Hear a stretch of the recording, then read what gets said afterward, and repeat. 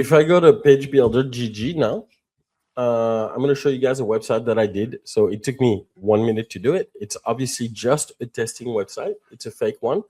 But I wanted to show you how to bring your website live and bring it to life once you create it on PageBuilder. Process is going to be very similar on ChatBaser, and it's going to be very similar on your blogging software as well. So here, if you go to the wheel here, or if you publish your website for the first time by clicking publish, you're going to be able, by going to domain, to see a domain where it's ready for you to go to right off the bat. You can go to flyplane pagebuilder.gg, and right there you'll be able to see your website. You can choose your slug. Actually, if you don't like this, just click the edit button. You can change it on the fly and to anything that you're looking for, and it's going to update, and it's now your new URL if you want to see the website. Of course, if somebody else is using the whatever the slug is, .pagebuilder.gg, it's not going to be available to you. So that's one option to publish your domain. Now, you might not want to tell people, hey, come and check out my website at matt.pagebuilder.gg, in which case you can go to your domain and you can point your CNAME records by following this instruction right here. And I have even more specific instructions if you go down to, basically to create a CNAME record, www.fly.pagebuilder.gg, and you can connect your domain directly into the software. Another option you have is that we created a new tool, which actually allows us to help you manage your domain. And in order to do that, you're going to have to repoint your domain to us. So the first step when you click Get Pro Domain Management is it's going to ask you to enter your domain. So here in this particular case, we're going to use groovepay.app as an example. Now, what is the benefit of doing that? Basically, what we're doing is we're putting the domain behind Cloudflare. So it's going to protect you in case somebody tries to attack you. It's going to protect you in case of DDoS attack. It's going to hide, IP address. It's going to speed up your website by putting, there's something called like a CDN, where your images get put all over a bunch of computers throughout the United States and the rest of the world. So when a customer comes into your website, instead of getting all the images from us, to actually get it from a closer location, because they're already redistributed throughout the world. And a bunch of minifying your website, a bunch of benefits that we get by using that helps us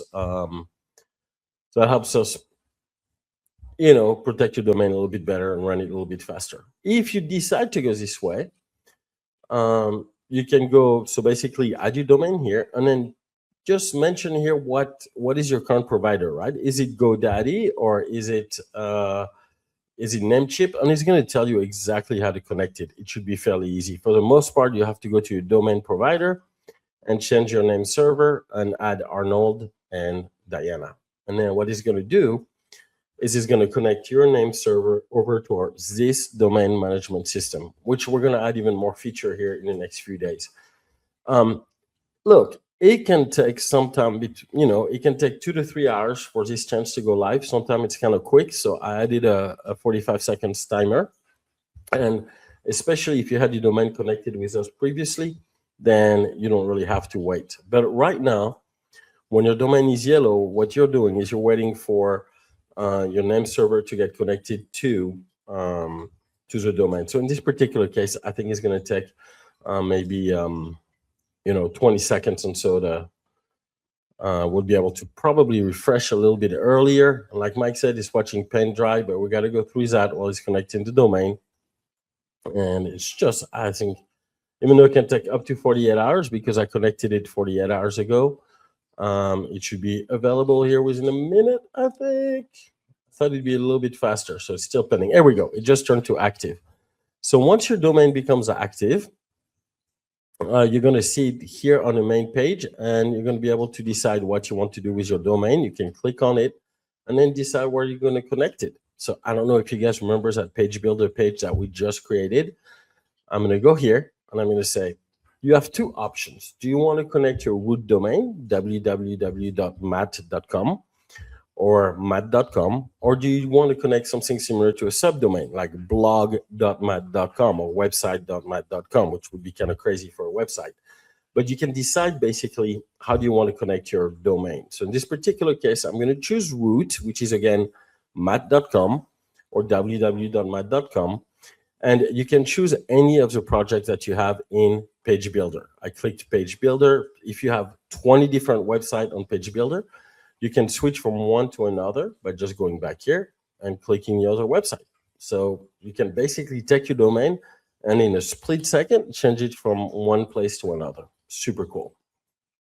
And then it turns green. Now it says, hey, PageBuilder GroovePay app is now connected to PageBuilder. So I don't know if you remember, guys, but earlier we had the ability to connect. I think we changed it to Fly, right?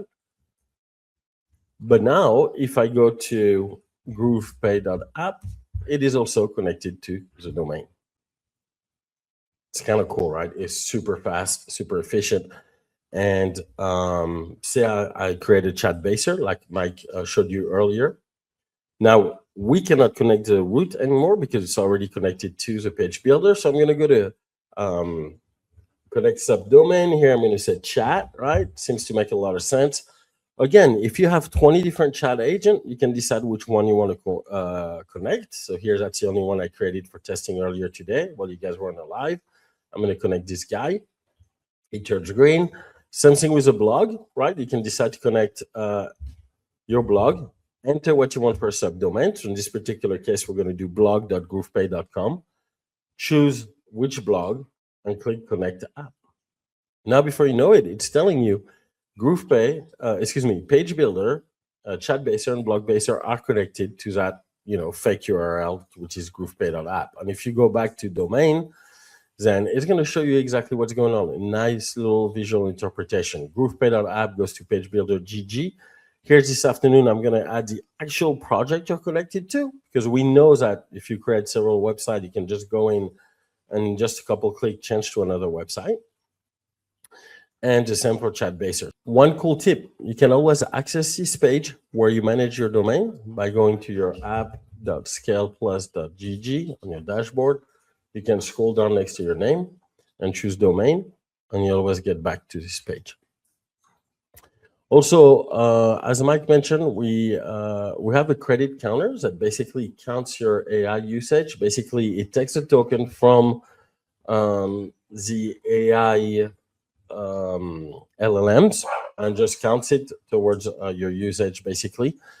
And here you can easily come in, check your balance. If you want to add AI credits, you can do it automatically by going to configure auto top off.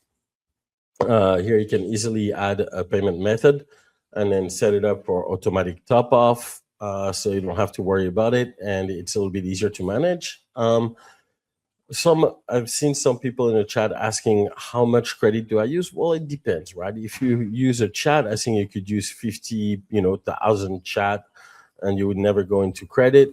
Hey, Sam, I'm on the line. And, if you do a super complex website, you spend a lot of time on it, and we're using top of the line premium agent, or if we do with a doc signers, and it would just use a little bit more credit, obviously. You can always go back here and review all of your credit usage and where it's coming from. And that's about it from me.